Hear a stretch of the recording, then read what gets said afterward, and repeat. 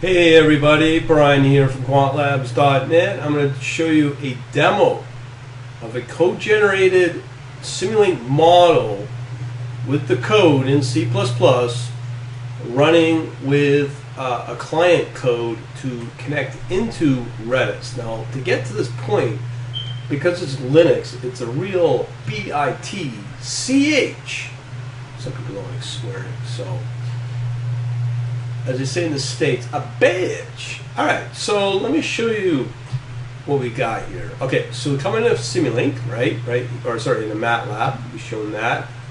We've got our Simulink browser, but specifically, this is the model that we're going to use. We've been using this for a while as a demo, and we can generate code from it, as you know. It's coming under here.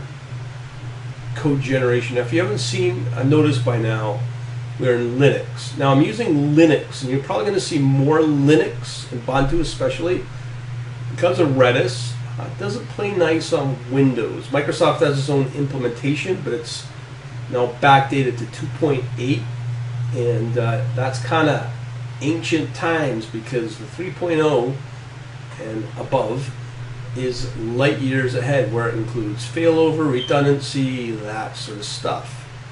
So to really make it effective, you have to work in Linux. Alright, so here we are under code generation options. If you've seen another video I've highlighted, under Simulink, under the Linux version, we have different targets here, target files.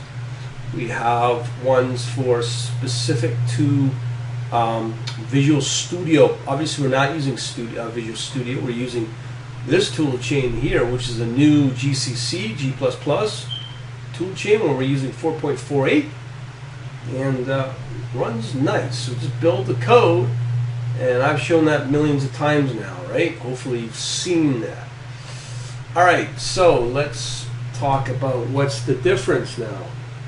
Alright, so I've also demonstrated how I've got the Redis server running. There's a video on that. So that was the Redis server running. It started up by running Redis server to start it. And we also have our client code that connects into the Redis server. Now, the nice thing about Redis is it can support many languages, specifically C and C++, obviously. A lot of the other NoSQL are kind of wonky, if you ask me, but there's some pretty nice libraries out there. So I'll show you one of them that I'm using, which is quite different. Now, I'm using this Russian one. I'll show you how I figured all this fun stuff out. So if you look for Redis clients, okay, and typically you just choose C++, you have numerous choices. I would be honestly using this one, but because I'm just trying to do some simple stuff, I'm going to use this one. This is the Russian one I just showed you, which is this one, okay? It's called Simple Redis Client. So let me show you how that works. Because what we want. Okay, this is what we want. So when you download the zip or retrieve it from Git, however you use Git, I'm using actually before I forget, here when you're running Redis, the server, make sure of the version you're running. In my case, because I'm doing just an apt get install default on Ubuntu 14.1, this is the default version you get, 2.8, so it's not too old. And then obviously in the client code we have a specific version for Redis 2.8. So let's check that out. Alrighty, so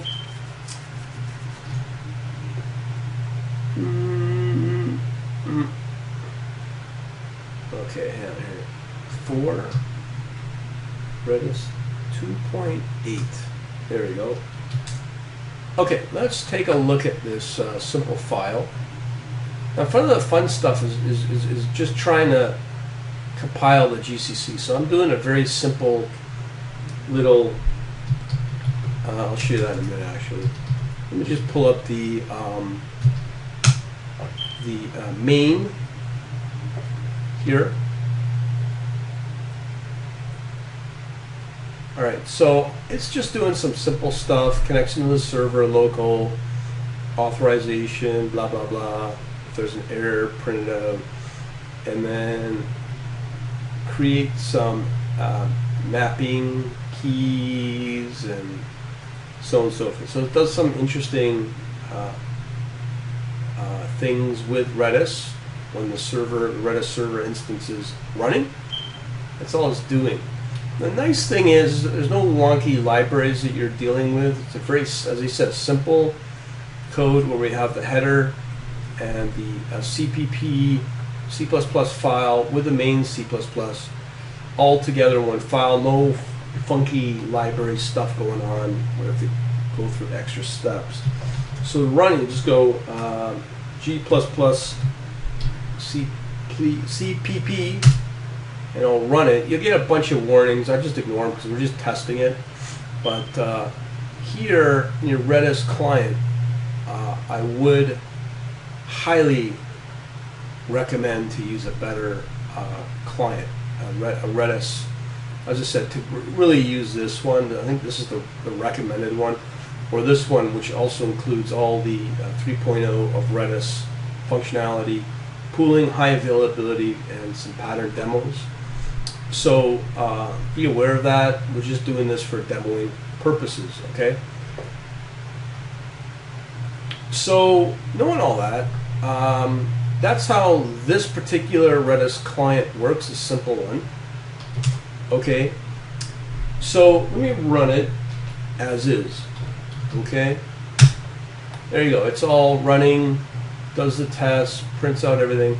But you'll see here, it's complaining. It's got a Redis connecting error. I put that in there just to translate it to English, not Russian. But we know that this Redis server is not running. So let me boot this puppy up or launch it.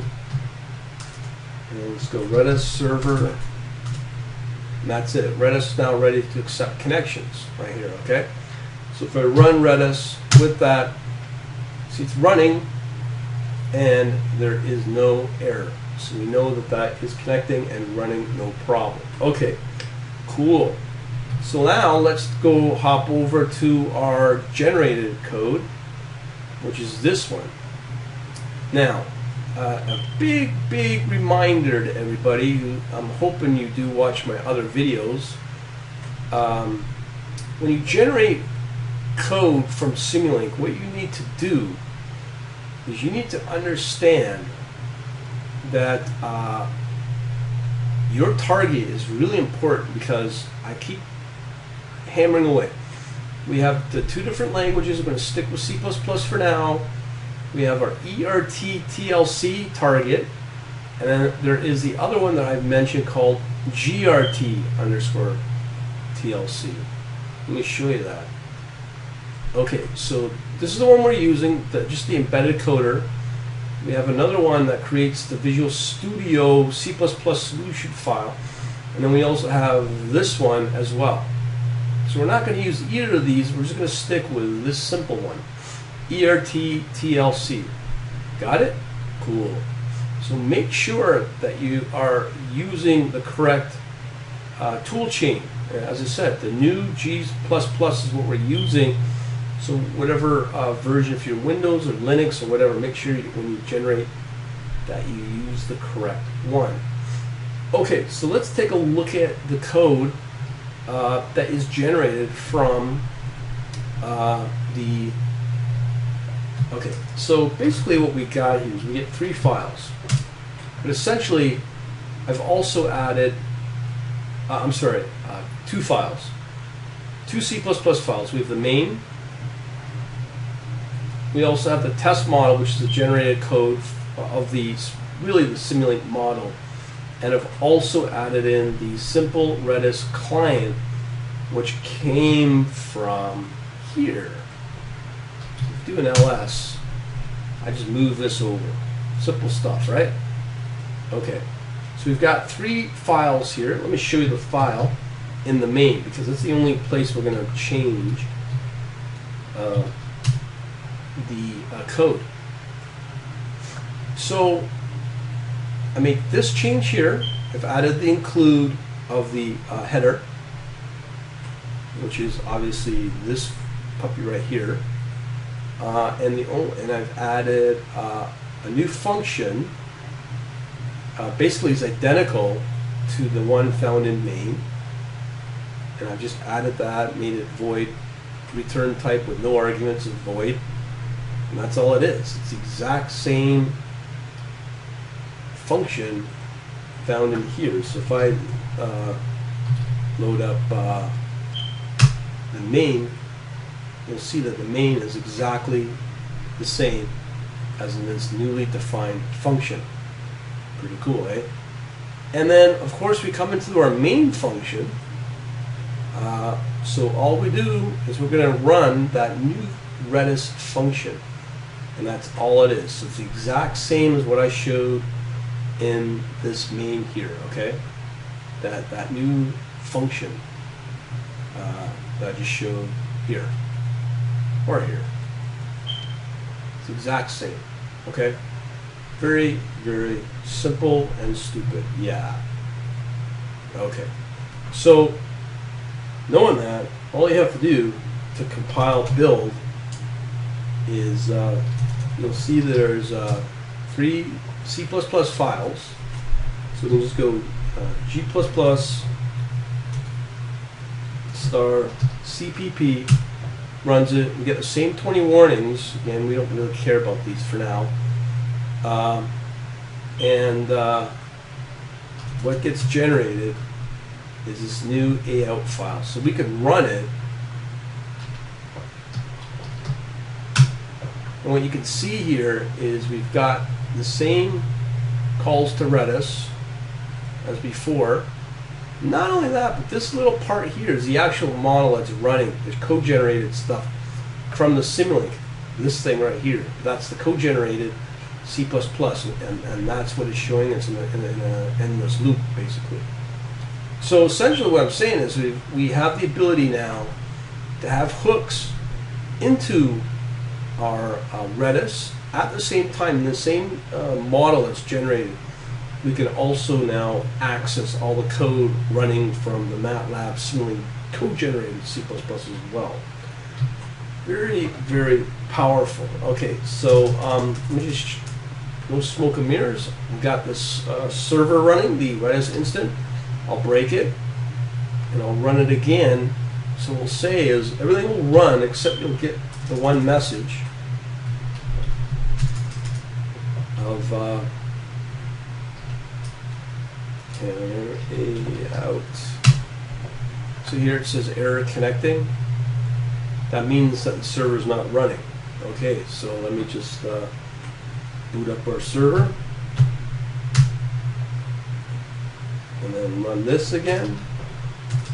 As I said, nothing fancy, but it's to showcase that yes, you can. So there's no error here. So it's running. It is now connecting into the Redis, and at the same time, it's running the Simulink code-generated code as well. So it's running all together. Awesome, simple stuff, but I just want to showcase this. Now again, the big takeaway from all this coding in C++ has to be done in Linux. Again, because this puppy right here, this Redis server does not run well. It's unstable. Does not run nicely on your Windows, so we have to stick with Linux for now. The other thing is, when I do move over to Mac, I should be able to still run Redis on Mac natively as well, because it will support it, but it just doesn't support Windows. So just wanted to let you know, and we're off to the races now. All right, so there you go. Hopefully that'll help you out. And don't forget, all the code is available to my quantity members. Talk to you later.